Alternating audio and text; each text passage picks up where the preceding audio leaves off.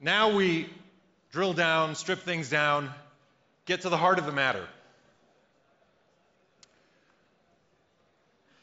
We are going to talk about entrepreneurship, where it all begins, whether it's in your bedroom, in your garage, with a group of friends at an educational institution. And with me today, I'm very honored to have with me several distinguished guests who will talk to us about entrepreneurship and startups. First of all, I have the pleasure to introduce Laith Al-Qasim, Chief of Party of the USAID-funded Jordan Economic Development Program, Chairman of Arabian Business Consultants for Development, and Chairman of Rubicon. Mr. Laith Al-Qasim.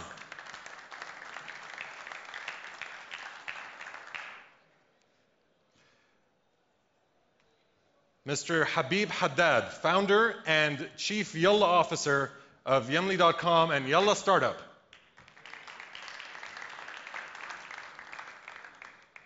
Now, Habib is a serial technology entrepreneur. He's the founder of Yamli.com, which is a search portal that allows you to search in the Arabic language and actually transcribes your typing from English characters into Arabic.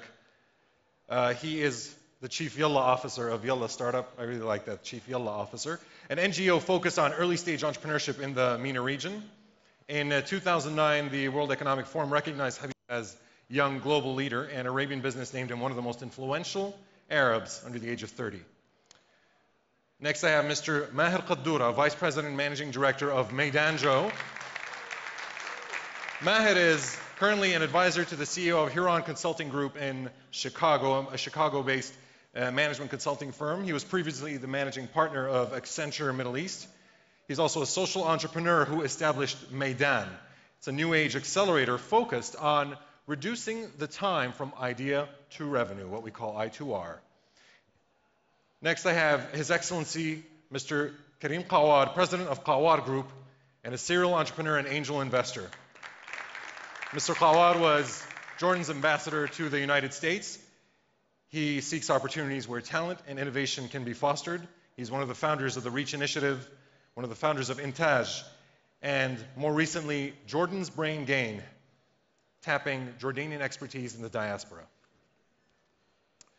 Next, I would like to introduce Mr. Mohammed Barak Siraj, Chief Executive Officer of MENA's Capital. Mr. Siraj is a multi-sector executive with about 20 years of experience in information technology. He has formed ICT Ventures Limited and worked as Vice President of IT at the Civil Aviation Authority of the Kingdom of Saudi Arabia, as well as working for the Communication and Information Technology Commission in Saudi Arabia. Last but not least, His Excellency Dr. Fawaz Az-Zarbi, Founder and CEO of Accelerator Technology Holdings. And most notably, Jordan's first Minister of ICT, having transitioned and migrated the Ministry of Post and Communications to what we now know as Jordan's Ministry of Information Communications Technology, under the guidance of His Majesty King Abdullah's vision. So, thank you all, and I'm going to take my spot right here.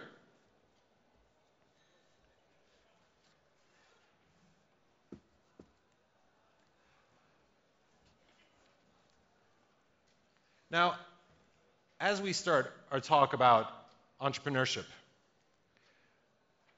there are a lot of questions that arise.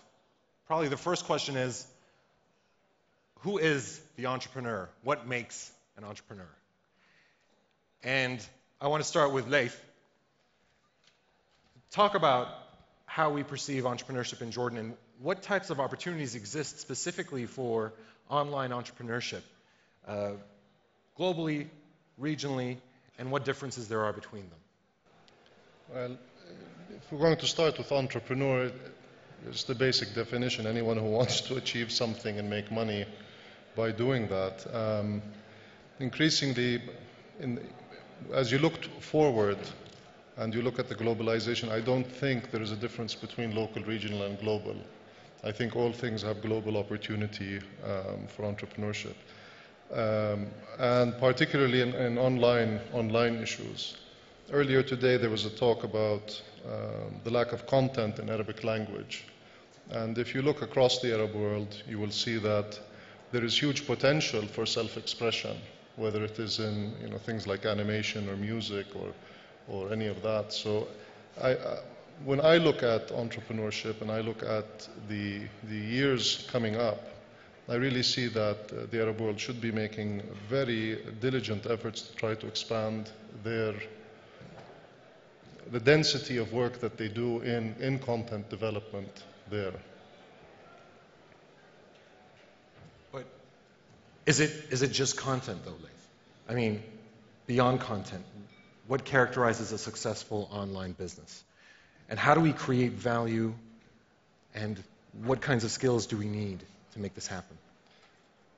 Skills, first I would start with creativity. I mean, you need to be able to identify, depending on how you're going to go, if it is technical, solving problems that have not been solved before, or solving problems in a different way, solving them in a way that have in a different way. Or if you want to look at the artistic or the true, not true creative, but let us say, literature, arts, things like that, you will see a lot of opportunity there. If you go, so I don't know if that answers that type of question.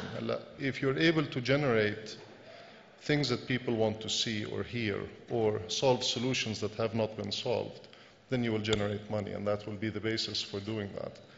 Once you enter into that space of generating money, for you to remain there, as was mentioned earlier, you have to, it's a treadmill that you jump on. You cannot stop and say, I'm only going to do this and I'm going to make the best widget. You have to continually innovate, you have to continually develop. You have to stay ahead of the curve, and you have to envisage a future faster and clearer than others for you to be able to succeed and to be sustainable. Now, Laith, your career has spanned technology as well as investment. So you come from a background like this, and having been the CEO of the Jordan Technology Group from 1990 till about 2003, you were very involved with over a dozen technology-oriented startups. From this experience, and now from your experience in the Jordan Economic Development Program, are you seeing that we are different from other regions of the world, in the MENA region as a whole? Are we that different, or are there certain limitations? I don't think there's limitations. There are things like, the limitations that we have, I would characterize maybe in three. First, as was identified by the audience earlier on, was the issue of mindset. People who want to actually go out and create a future that they want to live in. So this is a general overarching thing. Second one, also mentioned earlier today, is lack of patient, risk-tolerant capital at the early stages. We have lots of people who want to get into what they call venture capital, but they're coming in at second-tier or third-tier mezzanine financing. But there's nobody at the beginning, or very few people at the beginning. And these are things that I think Dr. Fayyad is trying to address with Oasis 500. The pipeline dries up very quickly if you don't generate new startups. You have to try to magnify the churn as much as possible at the beginning for that. So the funding is getting into place, slowly going more and more to where I think it needs to be. And the third thing, and we've seen this develop over the past 10 years at least, when we started in the late 80s, there was one incubator in Jordan. I think there's now over 10 in universities, and this is very, very good. And it is becoming a well-known, let us say, path for development for young graduates or people who are still in college. So I think that's, from the point of view of what can be done, this is happening. And we at the Economic Development Program actually have worked with government recently to reduce the capital requirements for entrepreneurs from 30,000. Tell me when I should stop. Okay. From 30,000 down to 1,000 JDs, startup capital for a limited liability company, and hopefully the Greater Amman municipality will be passing a regulation on what they call small office, home office, which will allow you to establish a business from within your home or your garage, whereas a year ago that would not happen, officially with all the required government papers. Finally, you said about what is the spices for success. With all of the entrepreneurs that I worked with, I think the thing that I looked for most were fundamental issues of their strengths. Certain people had technical skills in programming, they had ideas in object-oriented programming, they had ideas in multimedia development, a specific use of multimedia for education, which was at the time was not being talked about anywhere, but it made sense. And when you look at the demographics of Jordan and you look at the type of graduates we have a lot of good raw material that we can build on. And most of the things that I, let us say, spearheaded investment into or tried to get people to look at are things that built on the capabilities of Jordanians.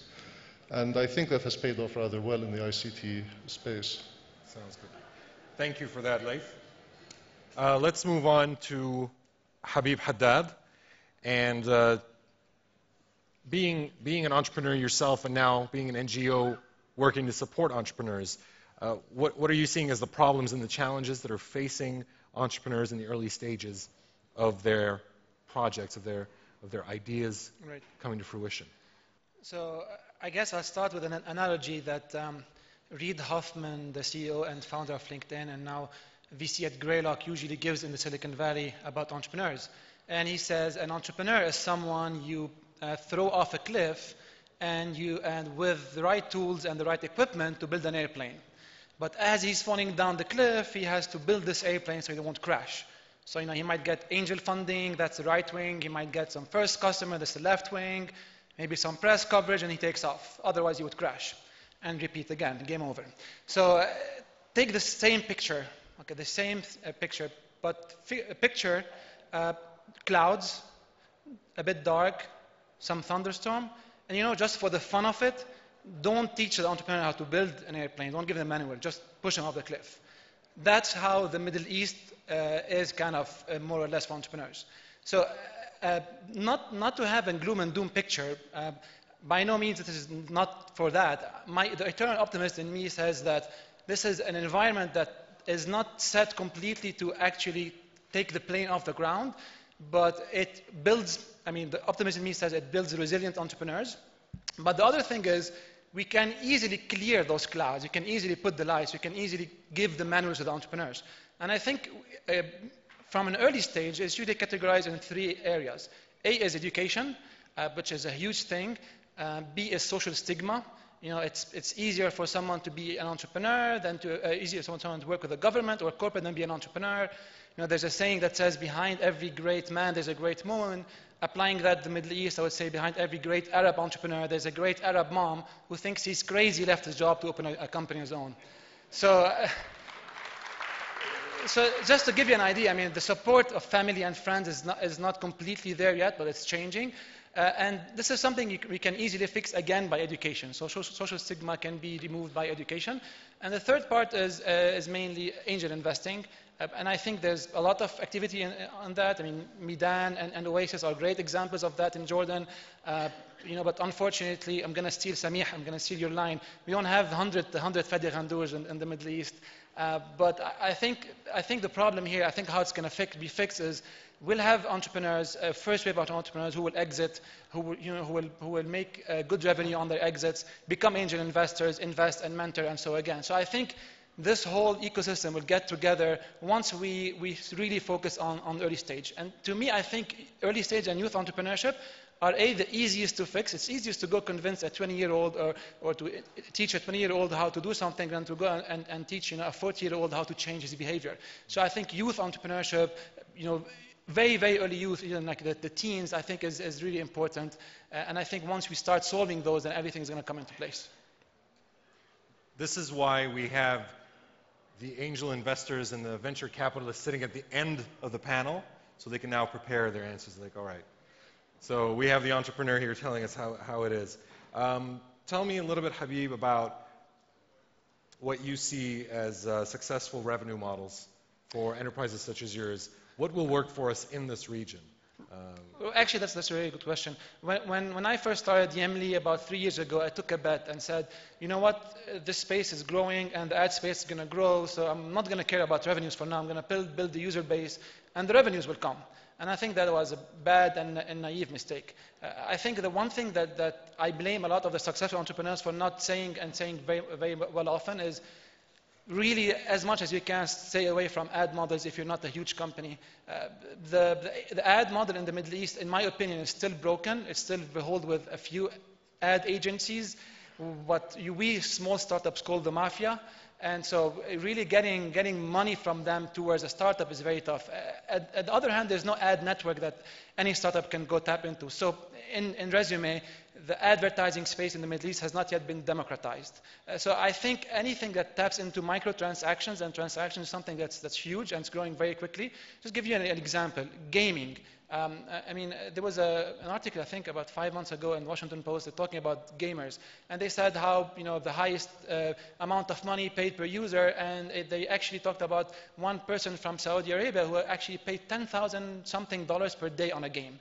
So just to give you an idea that this market has a lot of opportunities, but I think as startups start growing, we should not think about emulating the Silicon Valley. We can, at this stage, serving the Middle East, we should not think about building the next Twitter or building the next, maybe Yahoo for that matter. In my honest opinion, I think we should focus on e-commerce, microtransactions. Those are the ones that will keep you sustainable. Otherwise, you will have to rely on outside investments to go forward. In our example in Yemli, we've tried to build ourselves on ads, and we failed.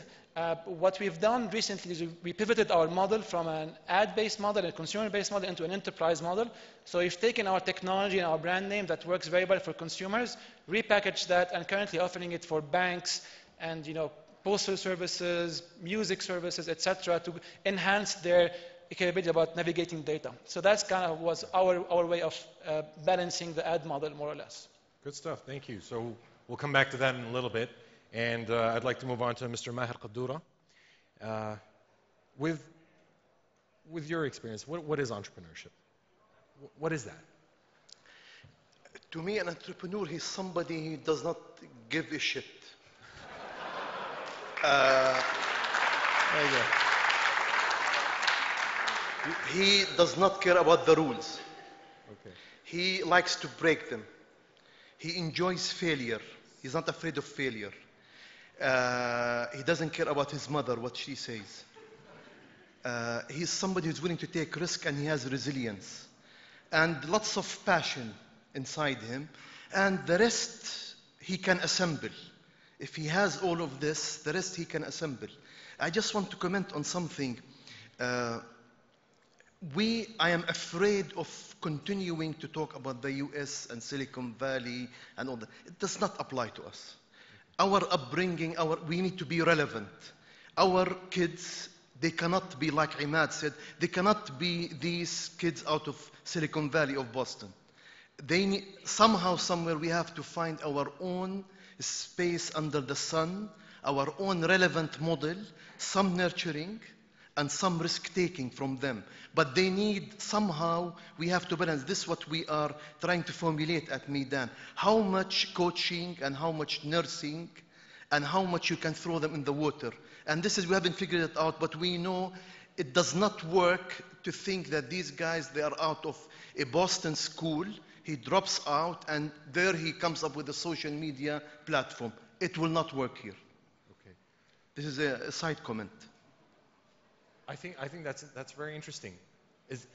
And you've really, you've gone into the reasons why. But how do we, once we figure out what we want to do, how do we measure our progress? I tell you, my own view of the world, we have to focus on grassroots. This grand scheme strategies, in my book, they don't work. In our part of the world, these big projects, they don't work. Big strategies, they don't work. We need to take an iterative approach, trial and error as much as we can, and we need to go to the field.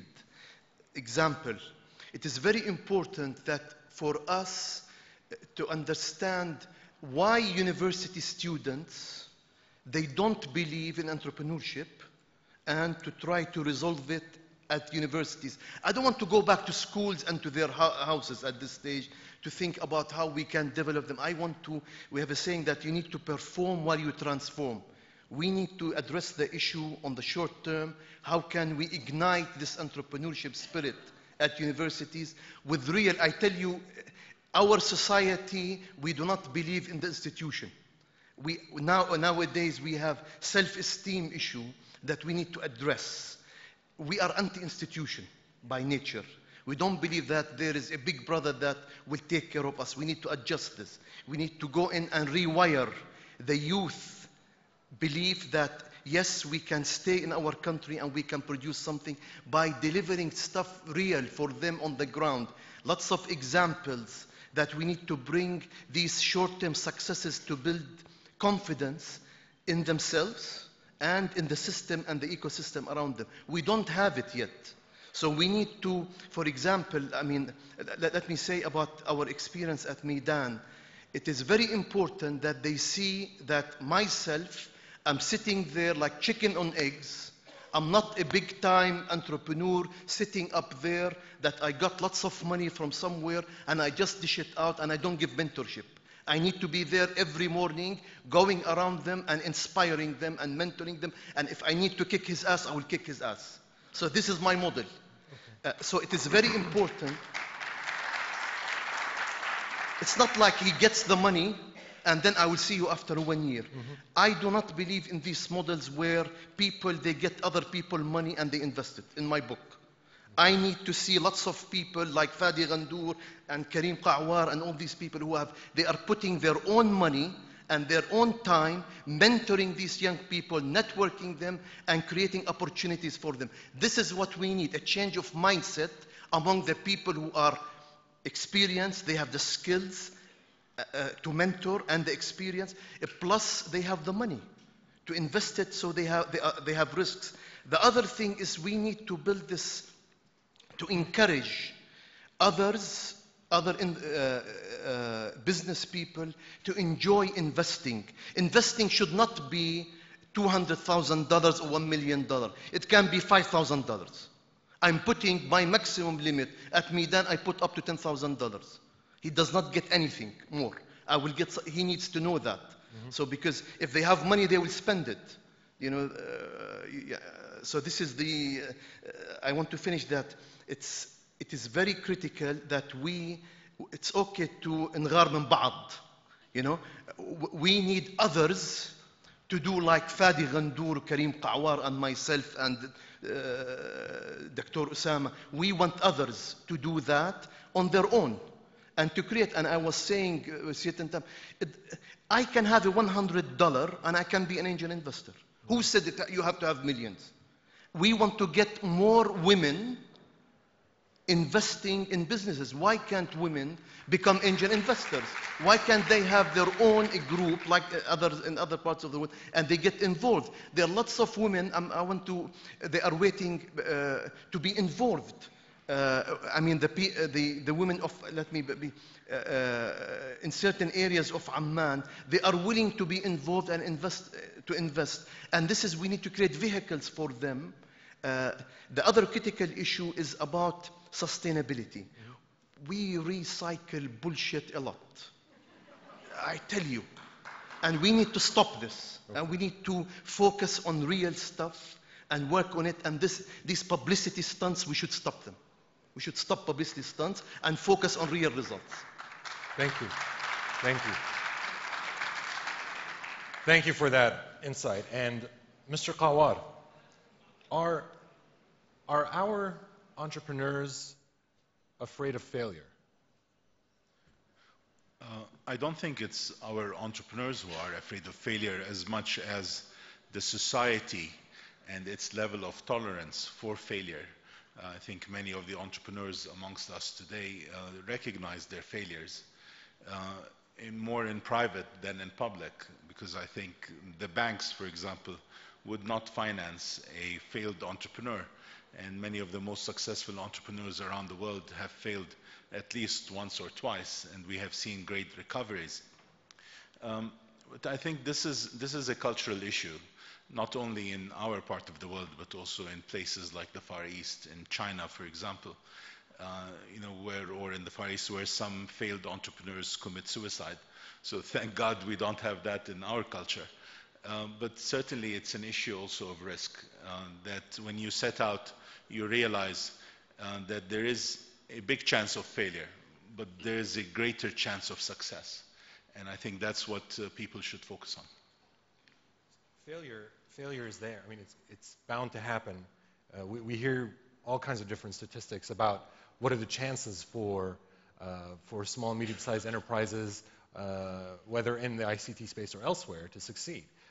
But is there a high cost of failure associated with entrepreneurship in the MENA region? Is there an issue with debt, the criminalization of debt, for example? I don't think that failure has been a deterrent for Jordanian entrepreneurs in particular. And I think, as many of my colleagues have touched on, that there is an appetite for risk that they are ready to take. But I think the focus should be on how can I avoid failure? What's the formula for success for a young entrepreneur? And in many cases, one, it's finding like-minded entrepreneurs that can join forces. And we have many great examples. I myself, I had a great partner in Imad Malhas, for example, and we've started a couple of companies together.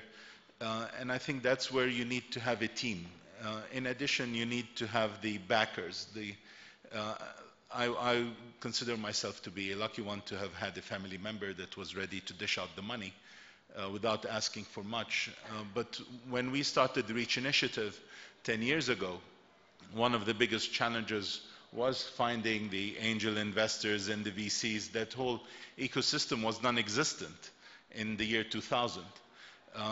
And luckily today, and represented here on this panel, we have great examples of what has become to be in this part of the world.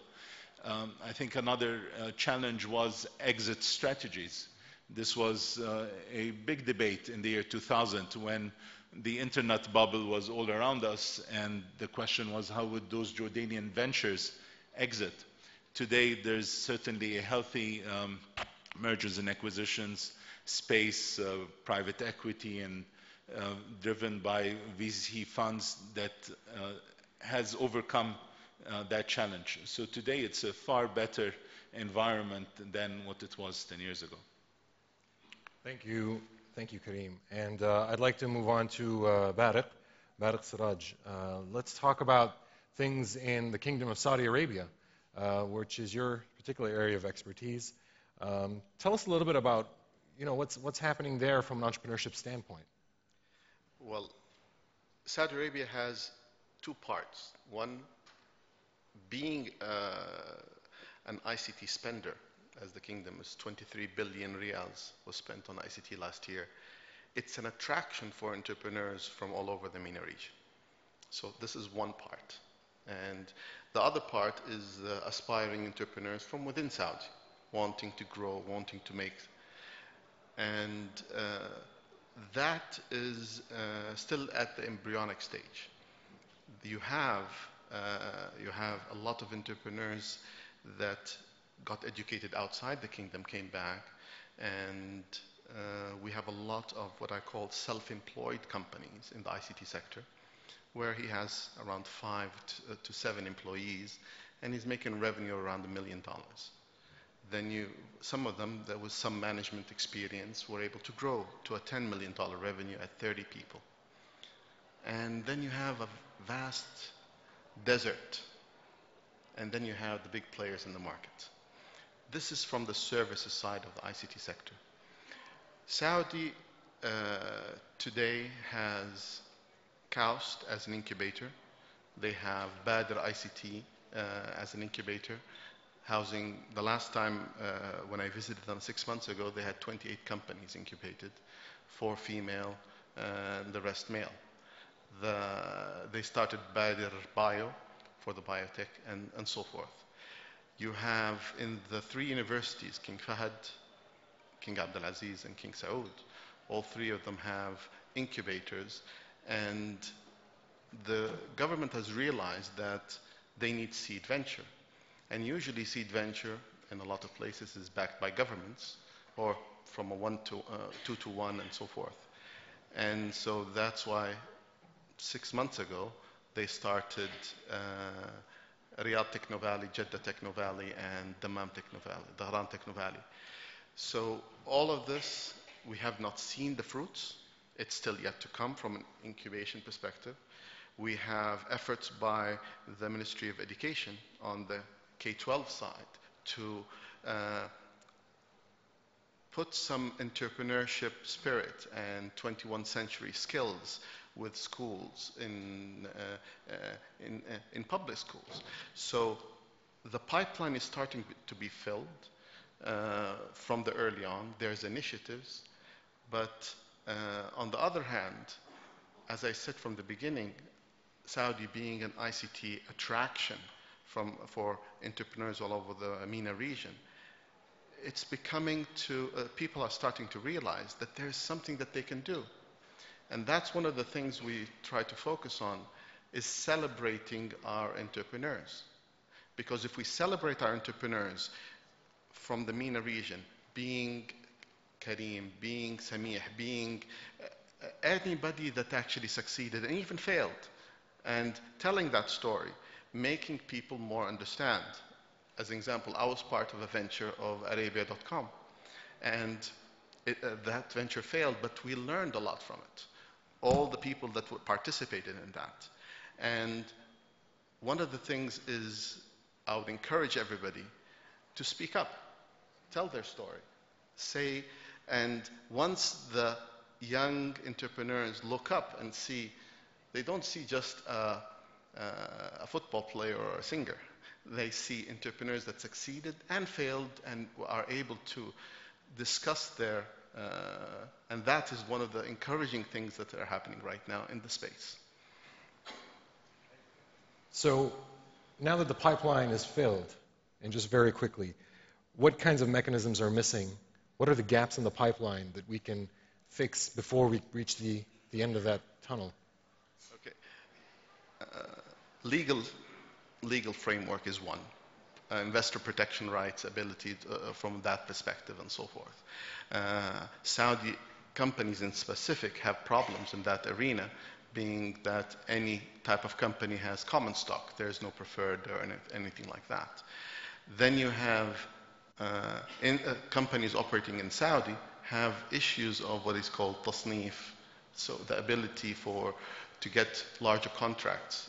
You're not able to get it until you qualify and so forth, and that's a governmental thing. And there are efforts to break them down. So there are a lot of barriers that prevent that from an execution perspective.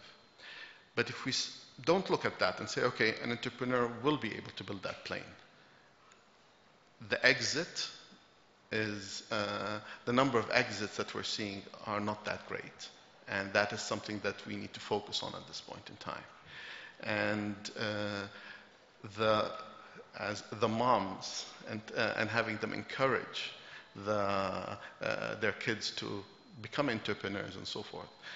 There is efforts, even in Saudi, on making that happen.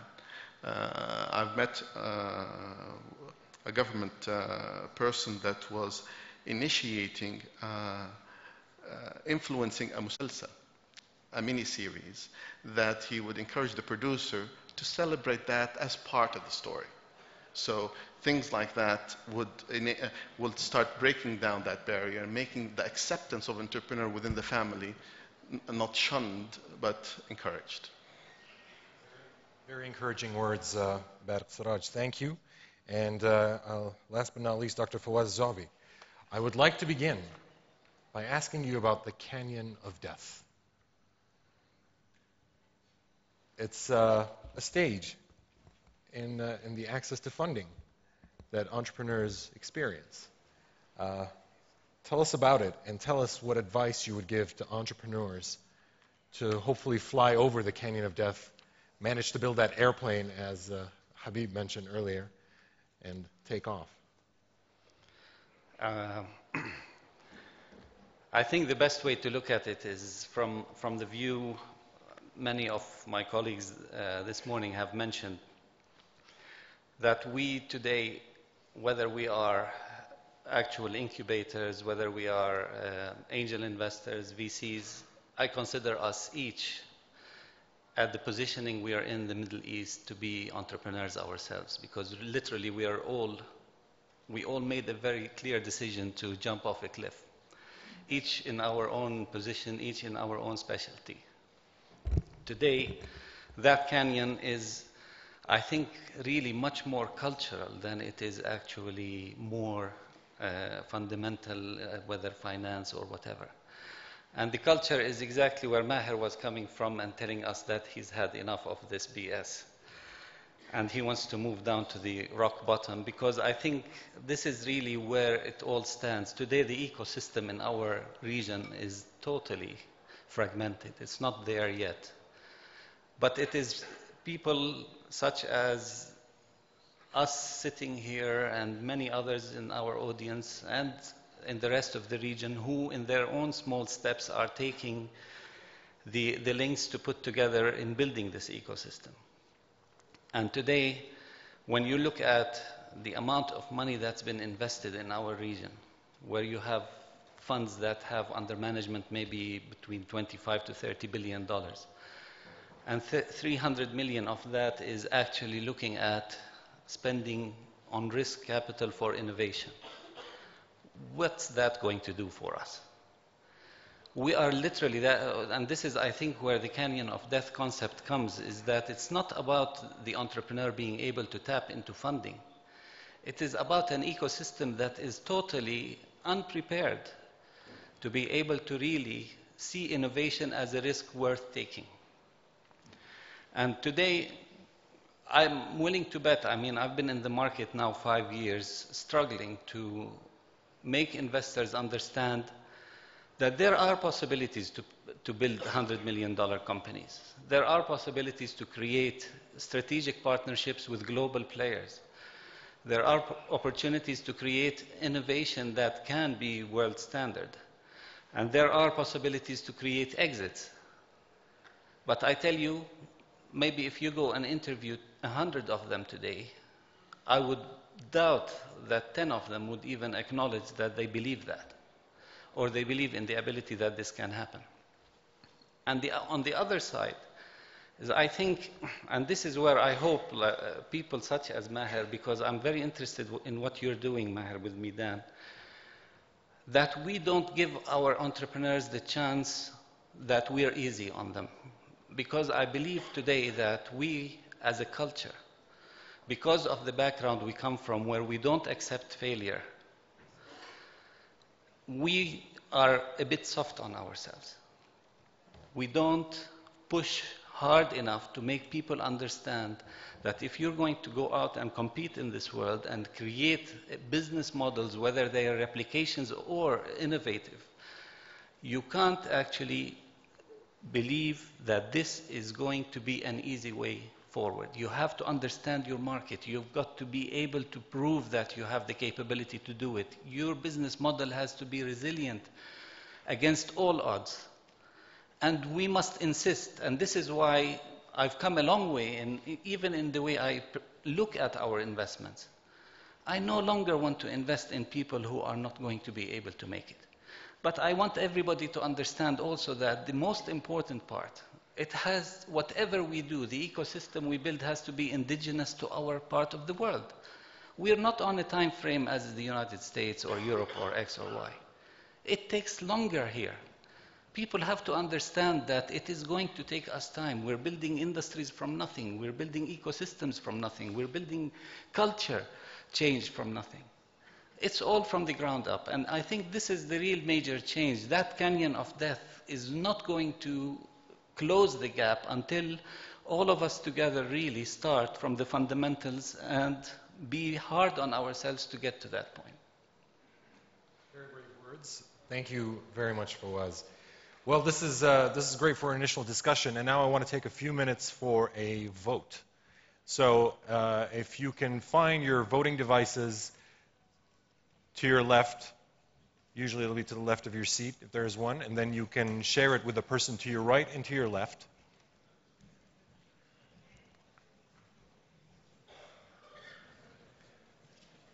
And we're going to ask a question. What do you think are the biggest obstacles to financing entrepreneurs and startups in the MENA ICT sector? Is it insufficient amounts of capital, lack of legal know-how and proper legislation, not enough investment vehicles such as pensions, mutual funds, hedge funds, excessive bureaucracy, taxation, and so forth? Or is it that the culture of giving and investing is not widespread in MENA societies?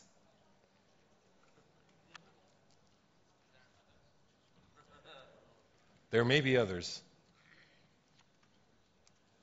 In which case, I'd like you to prepare a question about that. So,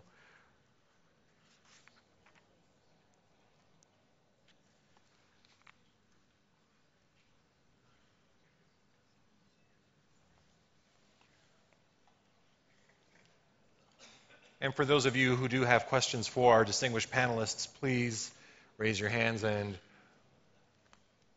you will be assisted with a microphone.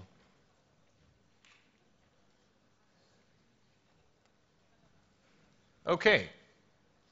So, looks like everybody's leaning towards the culture of giving is not widespread in MENA societies as the biggest obstacle to financing entrepreneurs and startups. So give more, and let's make it deductible. Why don't we? Okay. Questions? Comments? Yes, sir. Could you please introduce yourself and... My name is Karim Darwish from Microsoft Research in Cairo. With all due respect to 45% of the people, we need to stop this culture of carrots and sticks. There are more fundamental problems that we need to address initially. I mean, there's an issue of personal motivation and personal ability, social motivation and social ability. As you know, if you go to many of the universities in the Middle East, you probably never take a business course ever.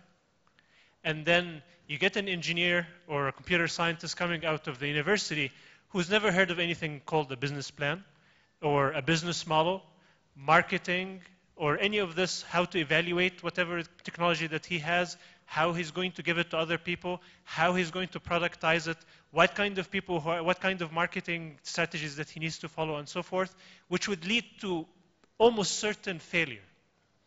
So if we just step back and say, instead of saying, okay, just let's throw money at the problem, or if you fail, you will kick your butt, that's not going to work, right? I mean, you have to start with personal motivation. The person has to be personally motivated to do whatever they're doing, and they have to have the personal ability to actually do it. I mean, I've heard this sentiment from many of the panelists here, and on the side of social motivation, I think Mr. Habib and Mr. Barak, mentioned this, that the mother who says you're crazy to do this. I mean, this social ability, social motivation has to change. And until we keep thinking, if we keep thinking about carrots and sticks, we're going nowhere. Thank you very much. Thank you. Who would like to, does anyone want to jump in and comment on that? Or Leif? I think two very important things were said. One by Maher, I think, with another panelist. We need to start at the grassroots, because for you to be passionate and you want to go after and to create this future, you have to see the possibility of success. That can only happen if you see a lot of people at the grassroots level succeeding. It doesn't make sense to see people who are born with silver spoons in their mouth succeeding, because that's taken as a given. So you want to try to create a culture where through your own effort you can succeed. And this is, and I applaud Maher for doing this at the grassroots level, because I think it's exactly correct. The second thing is that these individuals who do bootstrap themselves and who do actually create success, they do need to be celebrated by society, because what they've gone through, and I've seen many entrepreneurs go through horrific things to create success. Those characteristics that those individuals have is what needs to be promoted in society, because It is those qualities that will create a society that will be more entrepreneurial and more productive and more innovative. Karim. A good friend of mine said, what we need more than PhDs are PhDos. And there are people that would go out and do things. And I believe that here the question is entrepreneurship innate? Does it come from within? Or is it just a course that you take at a university and then you've become a certified entrepreneur? I think largely it's innate, but it's also, it's emphasized through a culture. And in many of our companies, we have seen spin-offs. So one idea that starts builds another, and that's spun off into a separate company. There's a nurturing environment that helps those ideas come out. And that is also a culture that we need within our own companies that encourage entrepreneurship from within.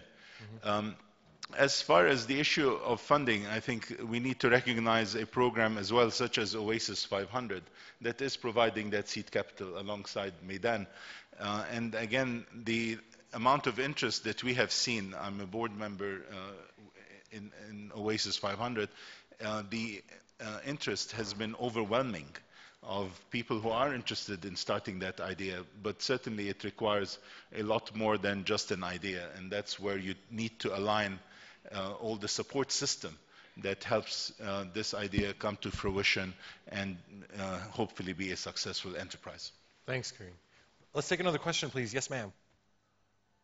I'm Renda Ayubi, founder and CEO of Rubicon. I just have a comment from an entrepreneur who've gone through investors and seed capital and mezzanine capital and all sorts of stuff. Specifically about two comments I heard from the panel. One is an entrepreneur should be given 5,000 or 10,000 and that's the cap. And I'm not going to give them any more because if I do, they'll spend it. I think this is fundamentally what is crippling entrepreneurs in our region. That attitude of, I'm not going to give you anything because if I do, you're just going to spend it recklessly. Entrepreneurs, if they do have a good idea, investors should put enough money to make that idea, flourish and fly. Whether it's 1,000 or $1 million, it's irrelevant. The money that is needed. And then the entrepreneur needs somebody to mentor him or her in the management, in the forecasts, in studying the markets, in looking at things where usually the entrepreneur doesn't have the skill set, because the entrepreneur is a passionate person who's just trying to get something done. But I think as Arabs throughout the region, and I've seen it happen time and time again, people go to an entrepreneur and he or she does the business plan. He needs $100,000. The investor goes, you're going to do it with 20. It doesn't work. It's more crippling and frustrating and negative than not investing in entrepreneurs to start with. If I may qualify that, is that a disconnect between what we want and what we need? I want $5 million. I need $2 million.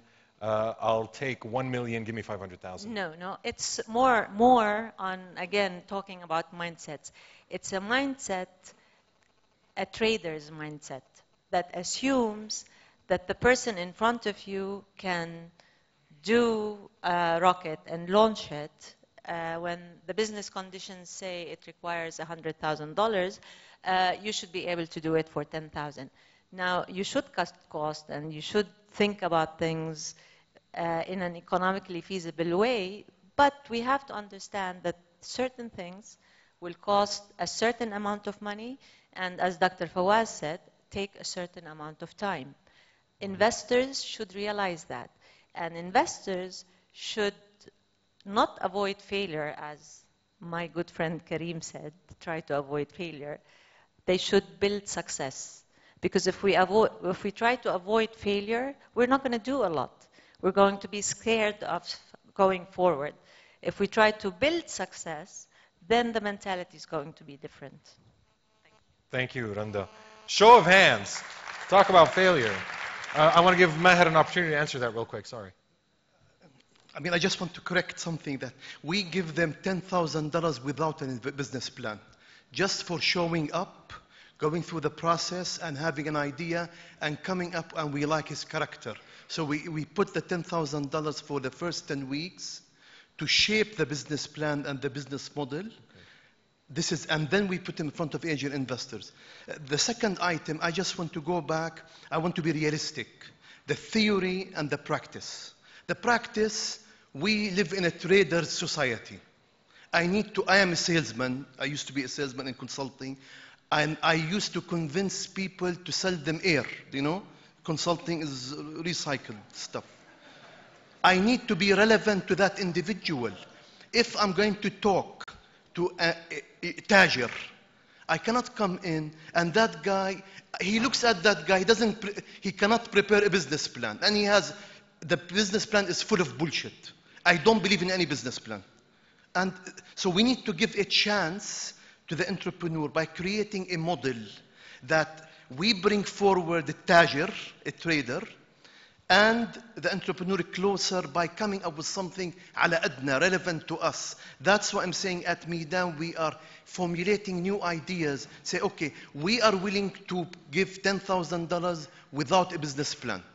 And then we will work with you. We'll bring all the people who develop the financial model and put the pitch and help you with the blueprint and all the requirements for the alliance, and then ready you for standing in front of an angel investor. And so far it worked.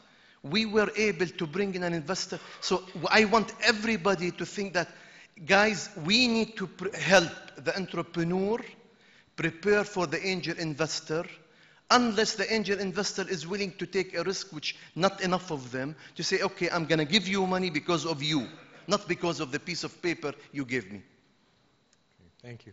Let's take one more question up in the back. Yes, sir.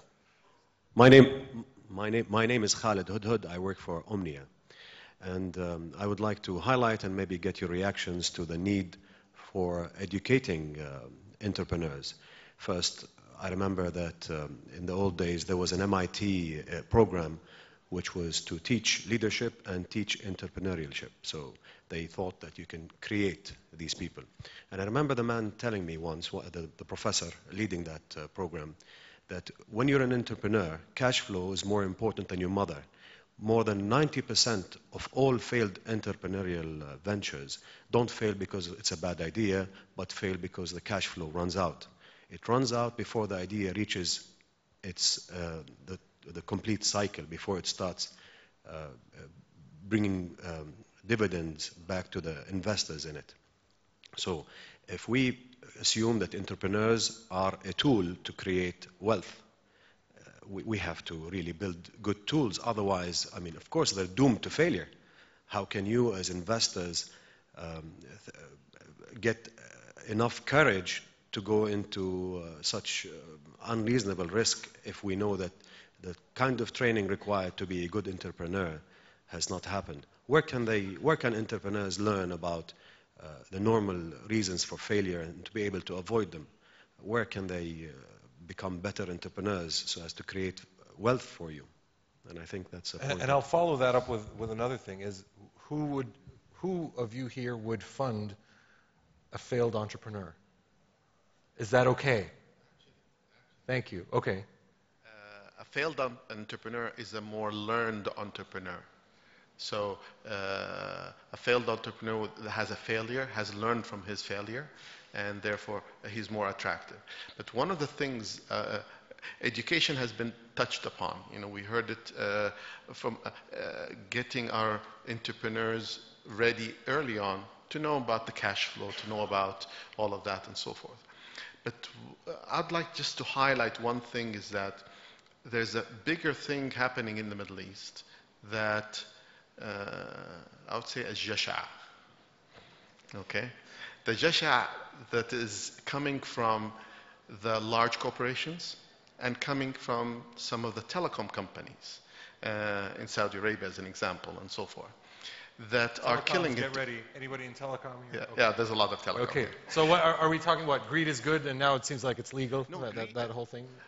The thing is, greed from a telecom company that is making a lot of revenue and not allowing applications and shared revenue with entrepreneurs that would provide value-added services and so forth, and demanding then from day one they would spend on making the infrastructure ready and delivering that content or whatever, and then taking away 60% of their revenue like that. So these are models. And if you look at large corporations, that when an entrepreneur would come to them and say, I have an idea and so forth, okay, I'll fund you, but I want 80% of your company, and so forth. So I'm saying that I would like to see more of the Karims, more of Fawaz, that are telling to entrepreneurs, come, let's work together and we'll grow together. And that's one of the things I want to highlight. Cash flow is important, but your cash flow is more important when you make a deal with a telecom company that pays you 9 or 10 months later. So, so what I'm trying to say here is that, yes, understanding the science behind cash flow is important, but also the practice that we're seeing in the MENA region is a little bit unfair to an entrepreneur. And that's a comment I wanted to highlight that wasn't addressed in the discussion. So, Thanks, Dr. Fawaz. I'd like to touch on one very important aspect, which has been happening in the recent months in our sector, overall in the region. If you remember when President Obama came to Cairo and made his famous speech, and there were over 80 companies or 80 groups that applied to OPIC for funding because they had different objectives for investment in the region. And of those 80 plus, there were only 5 that were selected, and between them, OPIC agreed to give 550 million, or 450, I think. It was 450.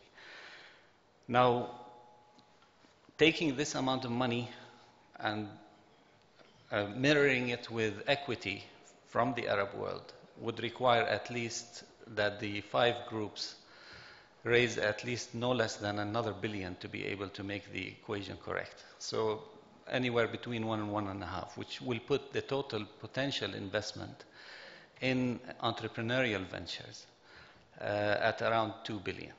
As ICT ventures? Or No, I'm talking total, general, yes. Overall? Overall. Entrepreneurship, right?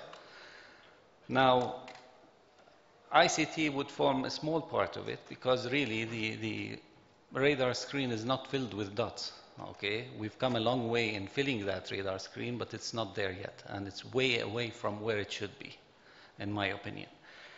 But the real challenge, what I'm going to say here, is the challenge of us being able to understand whether we're going to be successful in getting this type of financing in the equity part, raised in the region by participating, having regional investors participate. And today, I tell you, this is the #1 challenge we face. The #2 challenge is finding enough deals. Because if you look at $2 billion today, that can finance 400 major ventures, high growth ventures, and no less than thousands of startups and early stage. Thousands. It can transform our economy in a huge way. Think about where we were in 2000 at $50 million for the total ICT sector. Today it's around just below $1 billion. Look where we've come by literally doing the minimum, because we have not done ourselves a good favor in getting to here. We could have done a lot more, but we were complacent. So in the end, I think that we need to really focus our minds very well on creating the ecosystem. And I keep going back to that because it's extremely important that we start engaging angels in a very big way. We need to make sure people start believing. And then all these questions start really becoming a culture in the way we do business. Very brave words. Thank you, Fawaz. Thank you to all our panelists. I wish we could just, sit this through lunch, but I'm sure everybody's pretty hungry right now. But please, a big thank you to our panelists.